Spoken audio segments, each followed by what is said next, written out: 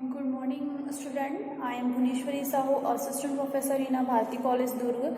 आज के हमारे इस वीडियो लेक्चर का सब्जेक्ट है basic electrical and electronics. Okay, मैंने इससे पहले भी आप लोगों की क्लासेस ली हुई है जिसमें ट्रांसफार्मर वाला जो यूनिट है उसको हमने कवर किया था। ट्रांसफार्मर के बारे में हमने स्टडी की थी, क्या होता है ट्रांसफार्मर। ओके, आपको पता ही होगा ट्रांसफार्मर मतलब क्या करता है, ट्रांसफॉर्म करता है। किस चीज़ को ट्रांसफर करता है? इलेक्ट्रिकल एनर्जी को one form to another form. Okay, transformer में दो टाइप के ट्रांसफार्मर होता है, एक स्टेप अप ट्रांसफार्मर होता है और एक स्टेप डाउन ट्रांसफार्मर होता है। स्टेप अप का मतलब क्या होता है कि अगर आपका हाई सब स्टेशन से अगर आपको वोल्टेज अगर आपको कम आ रहा है लेकिन हमको रिक्वायरमेंट है, हमको नीड है हाई वोल्टेज की, तो हम वहाँ पे उस कंडीशन में क्या करेंगे, स्टेप अप करके हम क्या करेंगे, उनको इलेक्ट्रिसिटी प्रोवाइड करेंगे। बट इन केस क्या होता है कि हमारे पास बहुत ज़्यादा अगर हमारा जो सबस्टेशन है, मेन जो सबस्टेशन है, वहाँ से क्या हो रहा है, इलेक्ट्रिकल एनर्जी जो है वो हाई आ रहा है। बट हमको क्या, जैसे कि हमको घरों में रिक्वायरमेंट होती है, कितने की होती है, 230 वोल्ट सप्लाई होती है। ये हमारे किसके लिए होता है, सिंगल फेज के लिए। ठीक है, तो सिंगल फेज में अगर हमको चाहिए, सिंगल फेज में 230 है, तो हम यहाँ पे कौन सा ट्रांसफार्मर हम यूज करेंगे, स्टेप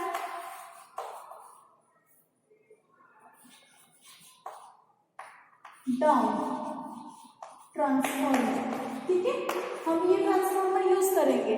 बट हमको क्या करना है कि मेरा ये मेन सबस्टेशन है। ठीक है, ये क्या है, हमारा मेन सबस्टेशन है। यहाँ से क्या हो रहा है, पावर जो है मेरा, मान लो यहाँ पे 440 kV या 66 kV आपका ये सप्लाई आ रहा है। ठीक है, हमारे घरों के आसपास में भी एक क्या होता है, छोटा सा सब स्टेशन होता है, जहाँ पे क्या होता है, इसको क्या किया जाता है, ये स्टेप डाउन किया जाता है।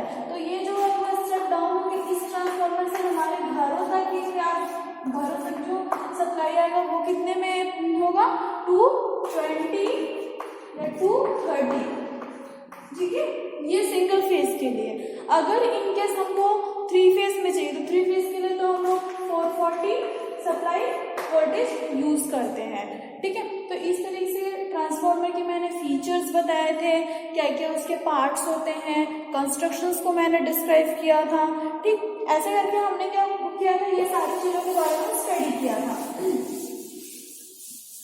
आज का जो हमारा टॉपिक है वो है speed control of DC motor. ठीक है, speed control of DC motor में क्या होता है, कैसे हम स्पीड को कंट्रोल करते हैं डीसी मोटर के थ्रू, आज हम ये देखने को जा रहे हैं। ठीक, कुछ फैक्टर्स होते हैं कंट्रोलिंग स्पीड के। क्या क्या फैक्टर्स होते हैं, जैसे कि हमने इट इज स्पीड जो रहता है कैन बी कंट्रोल करता है, जब वेरी करता है पर pole in flux of resistance in this method of apply करता है वो शंट एंड आपका जो series motor will be discuss shows. Okay, आपको मैं फॉर्मूला बताती हूँ इसमें कैसे हम यूज करेंगे। जैसे कि n की वैल्यू है, ये n क्या होगा, मेरा नंबर ऑफ टर्न्स। ठीक है, v माइनस आई फ्लक्स, और ये क्या होगा हमारा रेजिस्टेंस। तो स्पीड कंट्रोल ऑफ में हम कैसे करेंगे कि I इंटू R। ठीक है, V क्या है, उसमें लगने वाला जो सप्लाई वोल्टेजेस है।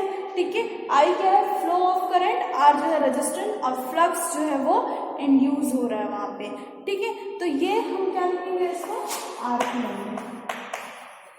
ठीक है, speed control of DC motor में होता क्या है कि इट कैन शो बी, एक आपको मैं डायग्राम बना के दिखाती हूँ। इस डायग्राम से हम थोड़ा सा इसको डिस्क्राइब करते हैं, फिर एक न्यूमेरिकल देख लेंगे इस पे। ठीक है,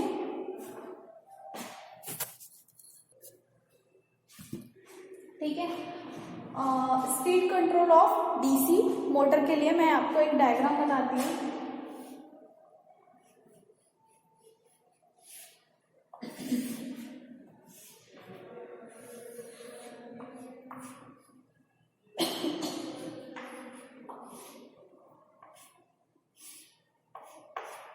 यहाँ पे सप्लाई वोल्टेज हमने अप्लाई किया है। ठीक है, ये हमारा क्या होगा, जनरेटर होगा। ठीक है, और ये क्या होगा, फील्ड रियोस्टेट, इसको पूरा ये सर्किट कंप्लीट नहीं होगा यहाँ से।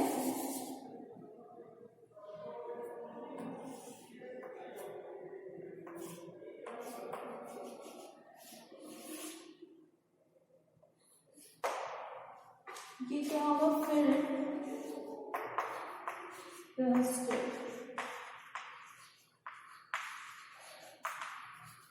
ठीक है, और ये जो रहेगा वो हमारा क्या होगा, शंट फील्ड।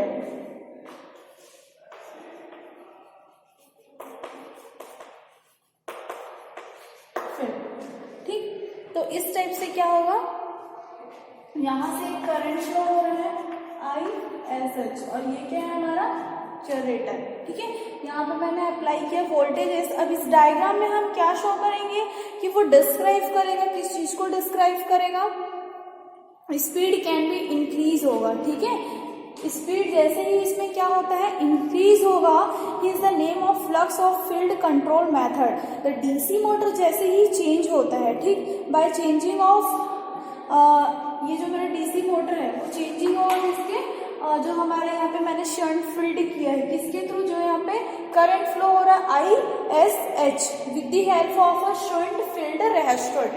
ठीक है, और क्या होगा इस पे कि एक करंट हम I²R, ठीक है, करंट जो लॉसेस होगा I²R, ये क्या होता है इसमें, लॉसेस। ठीक है, अब किसी भी चीज में जब भी सप्लाई होता है, ट्रांसमिशन होते हैं, है ना, तो लॉसेस तो होते हैं ना, corona losses, hysteresis losses, copper losses, तो वैसे ही यहाँ पे भी उसने बताया है। उसके बाद क्या होगा, जो लॉसेस होगा it is a very small होगा, जो रेजिस्टेंस, अगर ये लॉसेस क्या हो रहा है, स्मॉल हो रहा है। ठीक है, इसकी वैल्यू क्या है, स्मॉल है, तो ये फील्ड रेजिस्टेंस भी क्या होगा इस केस में, ये भी स्मॉल होगा। ठीक, तो इसमें ज़्यादा कुछ आपको नहीं जानने का है, सिर्फ इतना आपको पता होना चाहिए। इट इज़ वेरी एफिशिएंट होता है इन this method of important machines and any further weakness of actually वो मतलब कि कम्युनिकेशंस के लिए एंड पुट करेगा वैल्यू को। ठीक है, अब थोड़ा सा मैं इससे आप लोगों को एक न्यूमेरिकल बताती हूँ। जब आप न्यूमेरिकल, इससे न्यूमेरिकल पूछा जाता है speed control of DC motor से, तो वहाँ पे आपको ये ज़्यादा अच्छे से क्लियर हो जाएगा। ठीक है, न्यूमेरिकल के लिए क्वेश्चन है, ए 500 volt shunt motor RAM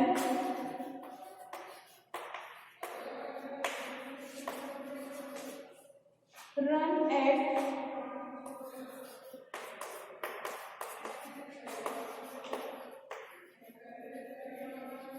normal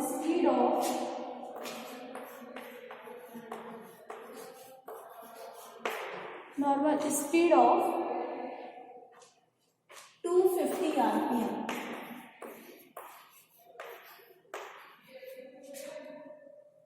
When the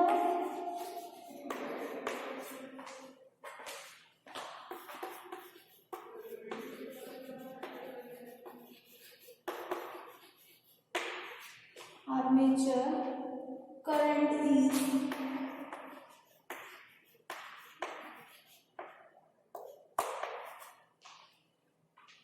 0.12 ohm. ठीक है, calculate the speed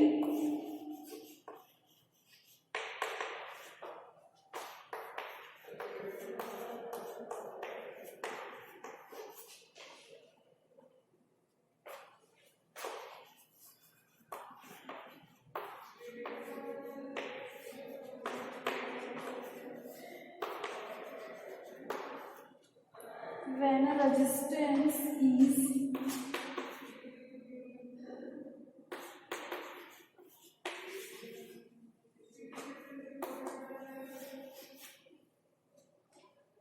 in the field.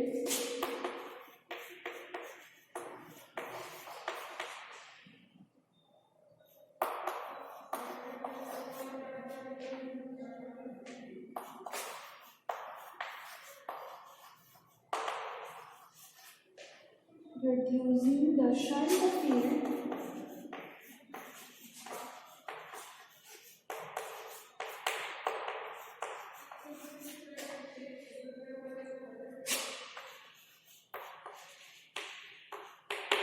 80% of normal value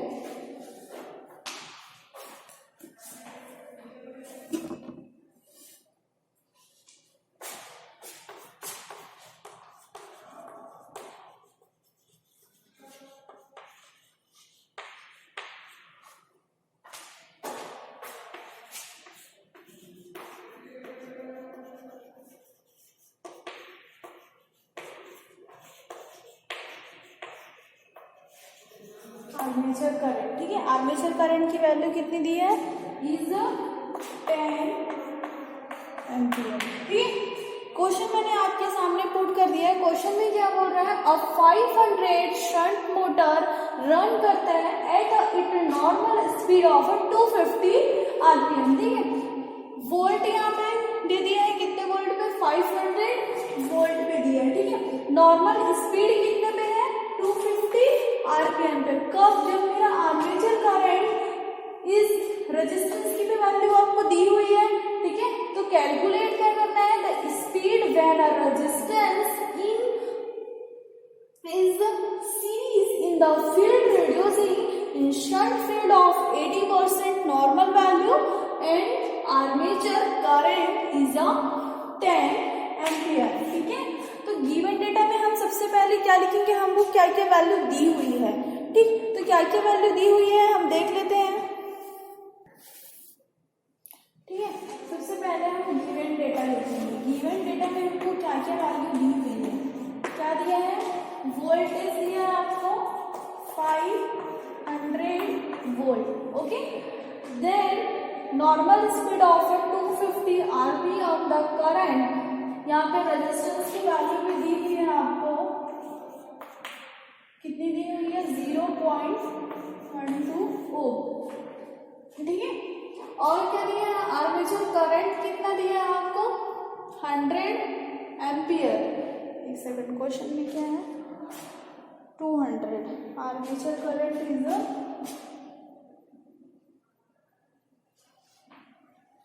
0.2 Om.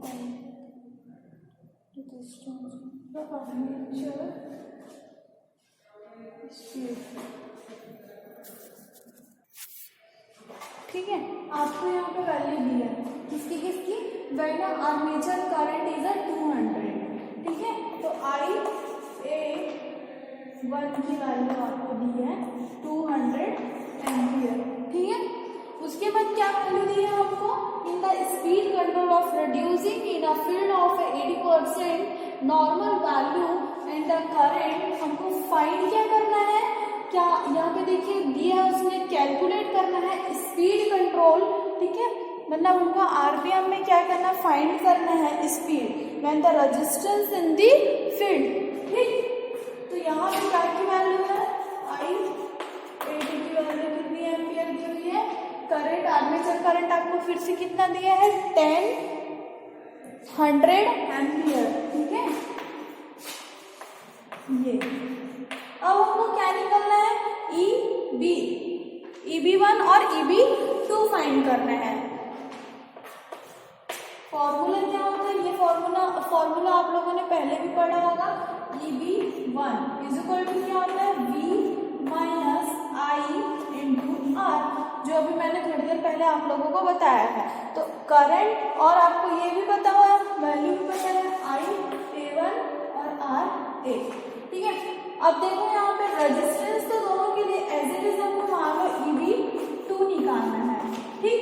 EB2 भी निकालना है तो क्या लिखेंगे, V माइनस IA2 और RA। ये दोनों फॉर्मूला अप्लाई करके हम क्या कर सकते हैं, EB1 और EB2 की वैल्यू क्या कर सकते हैं, फाइंड कर सकते हैं, राइट।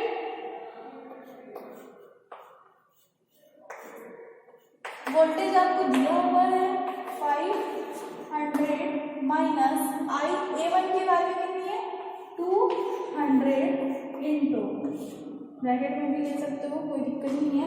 RA की वैल्यू आपको ओम दिया है 0.12, ठीक है। और यहाँ पे EB2 की वैल्यू 500 माइनस IA2, ये आपको दिया हुआ है 100 0.12। तो EB2 की वैल्यू, इसको जब हम पूरा कैलकुलेट करेंगे तो EB1 की वैल्यू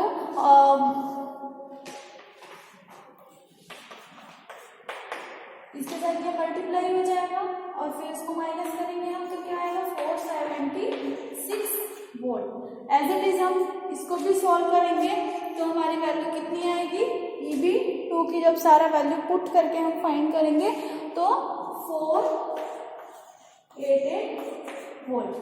ठीक है, तो हमको यहाँ पे EB1 और EB2 हमको स्पीड फाइंड करना है। तो स्पीड के रिलेशन के लिए हम लोग देखते हैं, हमको तो पहले ये वैल्यू चाहिए थी, यहाँ पे हम लिख के रख देते हैं EB1 की वैल्यू कितनी आई है 476 वोल्ट, EB2 की वैल्यू आई है 488 वोल्ट। ठीक है,